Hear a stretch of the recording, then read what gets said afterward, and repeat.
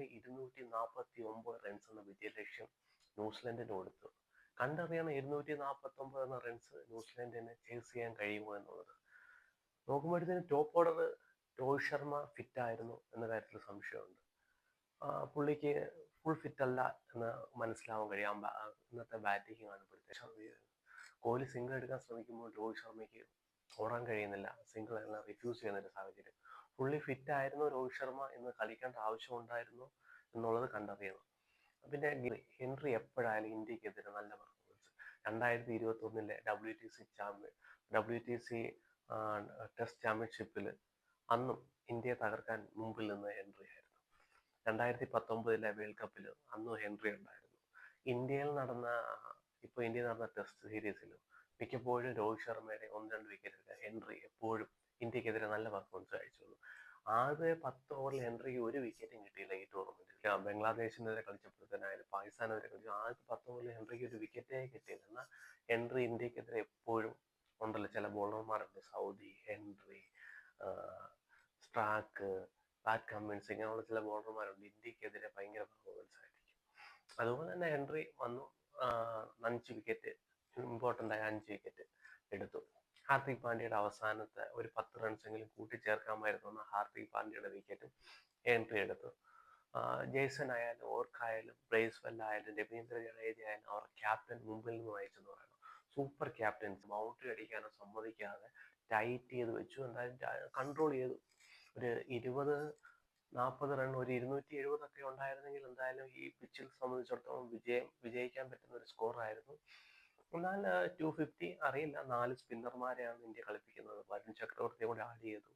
2 fast ബോളർമാർ, main bowler ഷാമി, ഹാർദിക് പാണ്ഡ്യ. ഈ 250 runs chase ചെയ്യാൻ കഴിയുമെന്ന് കണ്ടറിയണം. ബാറ്റിംഗ് നോക്കുകയാണെങ്കിൽ ശ്രേയസ് അയ്യരും അക്ഷർ പട്ടേലും കൂടെ ചേർന്ന് ഇന്ത്യ ഒരു തകർച്ചയെന്ന് രക്ഷിച്ചെന്ന് പറയാം. ശ്രേയസ് അയ്യറിന് ഒരു കണ്ടിന്യൂസ് ഒരു ഷോർട്ട് ബോൾ ഇട്ടുകൊടുത്ത് ശ്രേയസ് അയ്യറിന്റെ വിക്കറ്റ് എടുത്തു. അതുപോലെ തന്നെ അക്ഷർ പട്ടേലിന്റെ wicket Ravindra Jadeja part time bowler വന്നിട്ട് അക്ഷർ പട്ടേലിന്റെ വിക്കറ്റ് എടുക്കുന്നത് കാണാൻ കഴിയും. എന്നാൽ രാഹുലിനെ സംബന്ധിച്ചിടത്തോളം രാഹുൽ പിന്നെ തട്ടി കളിക്കുന്ന ഒരു സാഹചര്യം. സ്കോർ കയറ്റാനോ ഒന്നും കഴിയുന്നില്ല. ഹാർദിക് പാണ്ഡ്യ ആയാലും സിംഗിളോ ഡബിളോ എടുക്കുന്നില്ല, എല്ലാം സിക്സ് അടിക്കണം എന്നുള്ളത് തോന്നുന്നില്ല. എങ്ങനെയായാലും ഒരു 10 റൺസ് ഹാർദിക് പാണ്ഡ്യയും മിസ് ചെയ്തെന്ന് പറയാം, ഡബിളും സിംഗിളും വെച്ച്. ഹാർദിക് പാണ്ഡ്യയുടെ ഇന്ന് ചില ദിവസം നമ്മുടെ ദിവസം ആയിരിക്കത്തില്ല, അപ്പൊ അതിനനുസരിച്ച് കളിക്കാൻ ശ്രമിക്കുക ഹാർദിക് പാണ്ഡ്യ. എല്ലാം സിക്സ് അടിക്കാന്ന് വെച്ചാൽ നടക്കത്തുമില്ല. അങ്ങനെ എന്തായാലും ഇന്ത്യ ഒരു 30 റൺസോളം ഷോട്ടാണ് ഈ മാച്ചിൽ.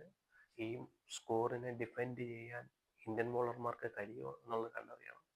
എന്നാലും Phillips super catch. Virat Kohli പ്രതീക്ഷിച്ച പോലും ഇല്ല അങ്ങനൊരു ക്യാച്ച്. അങ്ങനെ ഒരു ഷോട്ടിന്റെ ആവശ്യം പോലും വിരാട് കോഹ്ലിക്ക് ഉണ്ടായിരുന്നു എന്നുള്ള കാര്യത്തിലാണ് സംശയം.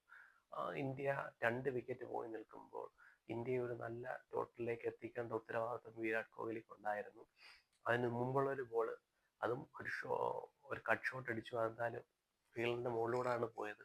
അല്പമെങ്കിലും ചാൻസ് ഉണ്ടായിരുന്നെങ്കിൽ ഫിലിപ്സ് അത് ചാടിയെടുത്തത്. എന്നാൽ രണ്ടാമത്തെ ബോള് ഫിലിപ്സ് അത്ര എളുപ്പമുള്ള ക്യാച്ചല്ല, ഫിലിപ്സ് പറന്ന് എന്തായാലും ഇന്ത്യക്കെതിരെ ICC ടൂർണമെന്റിൽ നല്ല പെർഫോമൻസ് കാഴ്ചവെക്കാൻ ന്യൂസിലാൻഡിന് കഴിയുന്നുണ്ട്.